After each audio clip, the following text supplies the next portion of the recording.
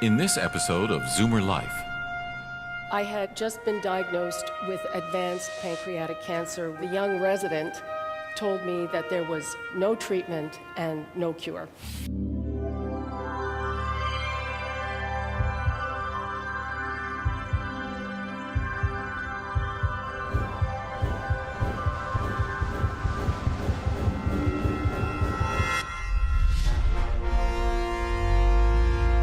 ZoomerLife. Health, wellness, and longevity from the world's brightest minds. So our next speaker is my sister, Libby Znaimer. Many of you who live in Toronto are familiar with her work on our radio stations. She's news director at 96.3 and 740. She's a columnist in Zoomer magazine, and she is a survivor. This is Libby Znaimer.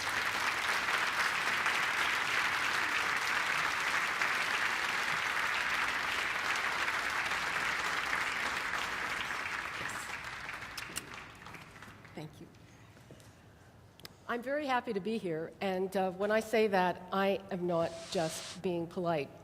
The last time I spoke to this conference, actually it was the precursor to this conference, was 3 years ago, and at that point I didn't think that I would have the opportunity for a return engagement. As a matter of fact, I was really, really happy and gratified that I got through that talk without any problems, because I was in the midst of a really tough chemotherapy regime, and I was really feeling pretty foggy. I had just been diagnosed with advanced pancreatic cancer, which is the most lethal cancer there is. And in the emergency room where I got the news, the young resident told me that there was no treatment and no cure. Fortunately, that turned out not to be true. A week later, I was in a surgeon's office, and he was describing a very, very dangerous and complicated surgery, more dangerous and complicated than the operation I ultimately had. And I remember at the end of it, I just looked at him and said, you know, I'm ready, and I'm very motivated. I have a great life. And in the midst of all this, it hit me like a bolt of lightning. I have a great life. I'd never really realized it before. I mean, why didn't I understand this? And I think it was because even though I am a happy person, I'm always focused on the things that I haven't achieved, the goals that are in front of me. And I think that because of it, it's hard to realize that the here and now is really, really something very good. So what happened to me when I got sick was that I let go of all those dreams for the future. It was simply because I didn't think that I was going to have the time to see them through. And I also didn't have a lot of energy to do that. And don't get me wrong, having goals is really, really important and necessary, but my experience was letting go just a little bit really helped realize them. And what that allowed me to do was something that I had really never been able to do before, and I'm having trouble now, and that is to live in the moment. And my thoughts on that, it was just really simple. I thought, you know what? If I don't have a lot of time left, then I want what's left to be as absolutely bloody good as possible. I realized with a clarity that I haven't experienced before or since what was important. And it was my family. It was my husband, my brothers and their partners, niece, nephew, and all my wonderful friends. And that's another thing that happens when you have a serious illness. It really clarifies who your friends are. And I'm very, very blessed to have many. And I know that, you know, when people, especially public people, talk about the importance of their families, it really, really can sound like a cliche and a platitude, but the truth is that in the end, it really is what matters, and it is a gift to be able to understand that before the end. Feeling that you have a purpose is really, really important. It's going to do a lot of good things for you. Mostly, it is going to make you live longer.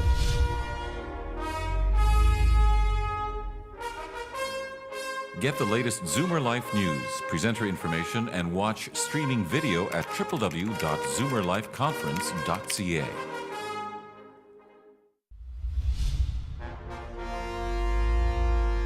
ZoomerLife. Health, wellness, and longevity from the world's brightest minds. There's a great country and western song about this, and you're in luck. I'm not going to sing it. It's called Live Life Like You Are Dying.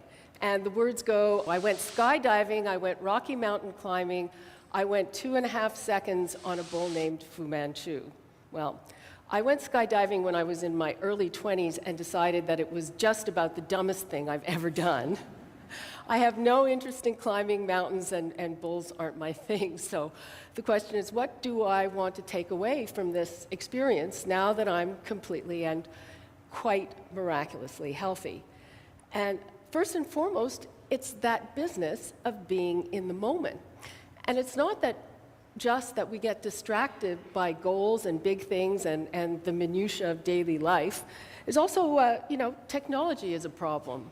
This thing, had to turn it off. But admit it, how many of us are focused on what's in this screen instead of the people who are in the same room with us or the talk that's going on right now? What we really have to do is embrace the place we're in, whether it's the conference or at work or at home. At work, I spent most of my career in the big city newsroom at City TV, and 5 years ago I joined Moses in a startup.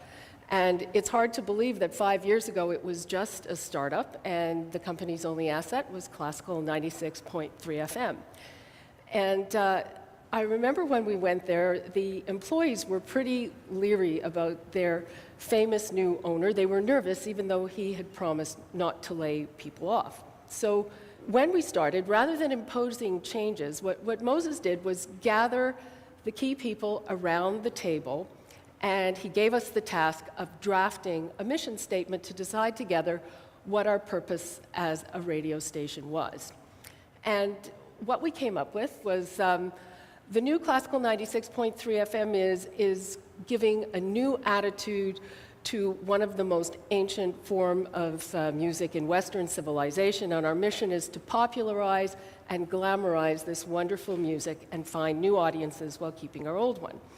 Now, I'm not here to talk up our company, but the aha moment for me in this process was that I saw how going through this energized our people, and it really made me realize the importance of finding a purpose, whether it's at work or in your life. And that's really up to each of us, whether we do customer service or we work at a radio station or we do brain surgery.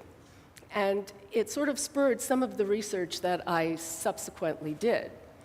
So it turns out that feeling that you have a purpose is really, really important. It's going to do a lot of good things for you. Mostly, it is going to make you live longer. There's a landmark study from 2009, and they tested people who were over 65, and they found that people who had a strong purpose in life were less than half as likely to die within the following 3 years from the time they started this study. And it really didn't have to be anything particularly special. It could be achieving a goal. It could be winning your tennis league. It could be something as limited as deciding that you wanted to get through reading a whole series of books. The important thing was having a purpose. They also found that the feeling of having a purpose staves off dementia and Alzheimer's. For that study, they talked to people who were 78 years old on average at the start of the study. They followed them for 4 years, and they graded them with the question, do I feel that there's purpose and meaning to my life? And again, those who had a stronger feeling of purpose were the least likely to develop Alzheimer's. The list of the benefits goes on and on. In one study, they found that people who had a strong sense of meaningfulness actually felt less pain. And it goes without saying that sense of purpose is also important for psychological well-being. It staves off substance abuse, and it lessens bouts of depression. So the bottom line is like more physical engagement, more social engagement equals less death, less Alzheimer's disease, and less disability.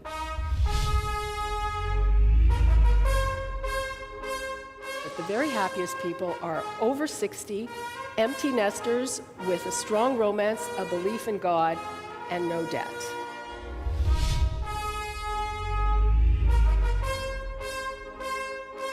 Get the latest ZoomerLife news, presenter information, and watch streaming video at www.ZoomerLifeConference.ca.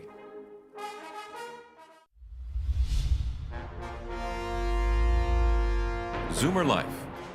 Health, wellness, and longevity from the world's brightest minds. We know it's really, really important to have a purpose in life, and the problem for a lot of us is that we have to find it. I mean, if you go on the internet and Google it, you will find a lot of places that are offering to help you find your purpose in life in 10 easy questions. The Dalai Lama says that the purpose of life is happiness. Happiness. You'd think that that would come naturally to us, but happiness has turned into a science all of its own. Now, what the happiness doctors agree on is that about 50% of happiness is genetic. It just depends on how you're wired.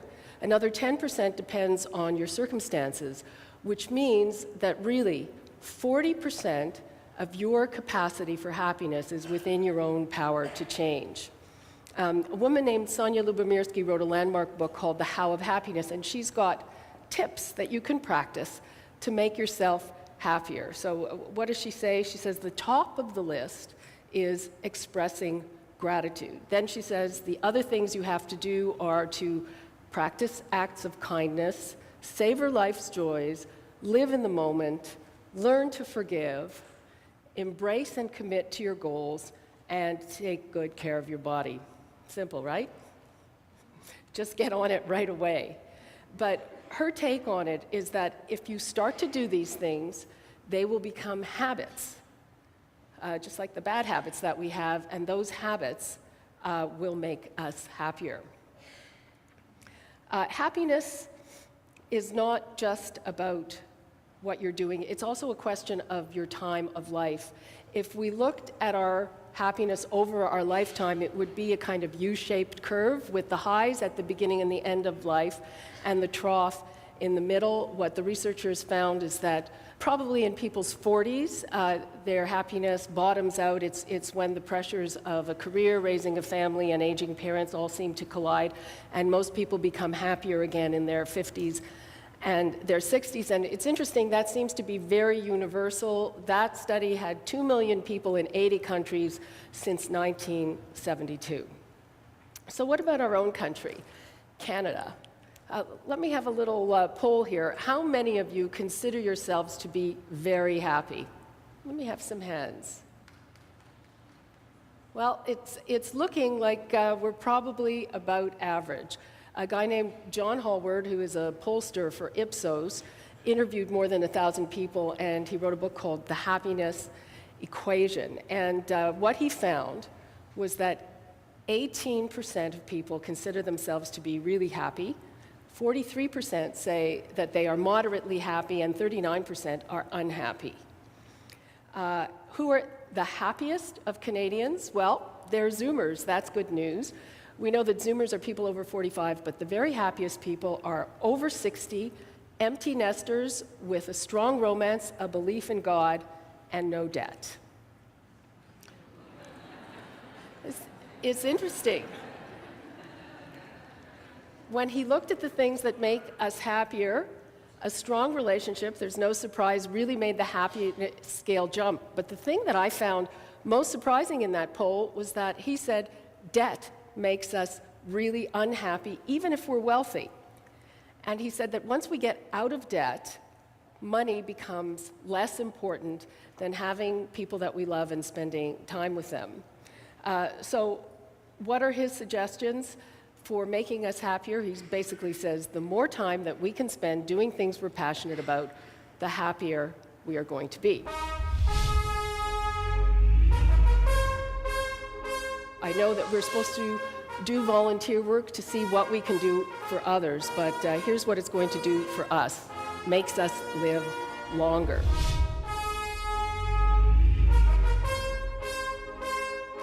Get the latest ZoomerLife news, presenter information, and watch streaming video at www.ZoomerLifeConference.ca.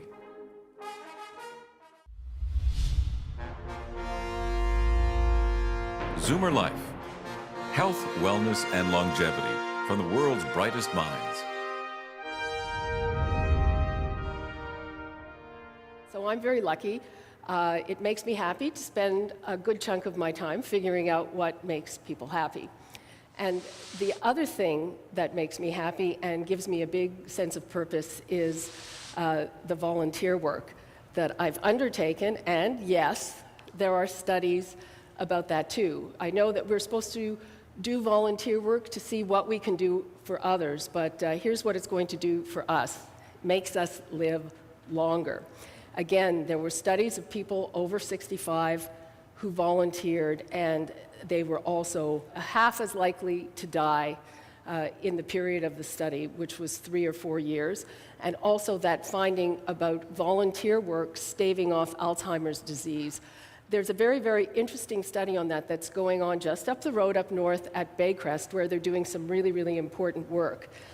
And it's interesting because this whole study is being done by volunteers, and they want to look at volunteers over the age of 55 before they volunteer, during the period, and after a year of volunteer work. And it's very, very interesting that they're having a hard time recruiting people because it's hard to find people of that age who are not volunteering. Again, what they found, and they're still in the midst of doing this, is that it helps everything. It helps you physically, it helps you cognitively, and socially. So if you have a volunteer job that is physically challenging, you'll do better on physical tests. The same thing goes if you have one that is cognitively challenging, that has a lot of social aspects, the same thing happens, and on it goes. Now, volunteering is not really a tough sell in Canada. Did you know we have the second largest voluntary sector in the world, just behind the Netherlands? And 12.5 million people volunteer. I think that's more than a third of the entire population. We donate 2.1 billion hours to 160,000 charities and nonprofits. And according to Volunteer Canada, the reason that we do this, one is to give back, one is because we're really engaged in the cause that we're working for, and also to use our skills and our talents.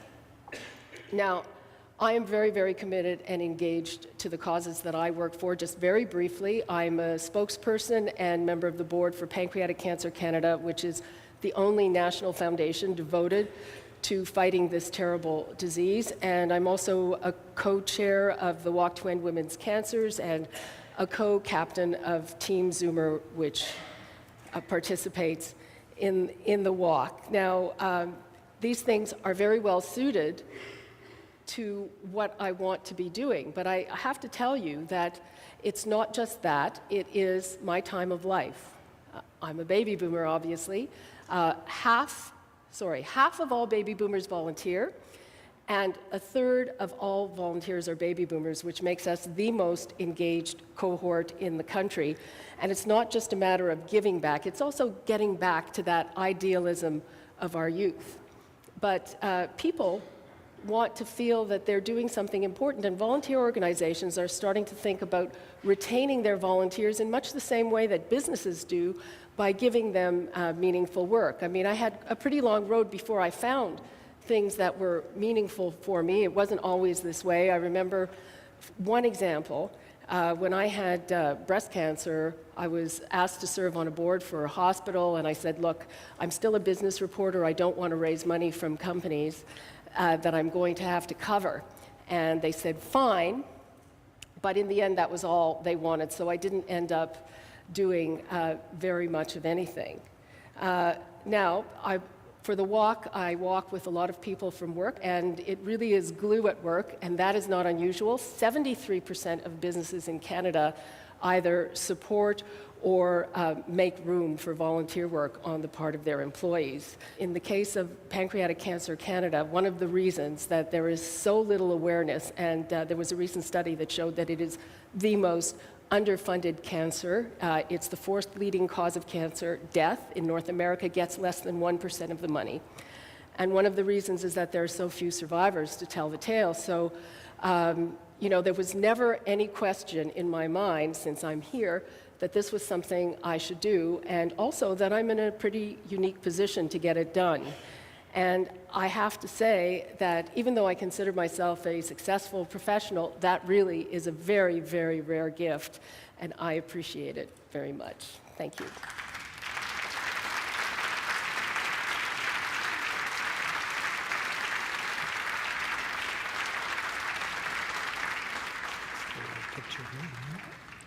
We don't have enough pictures of us.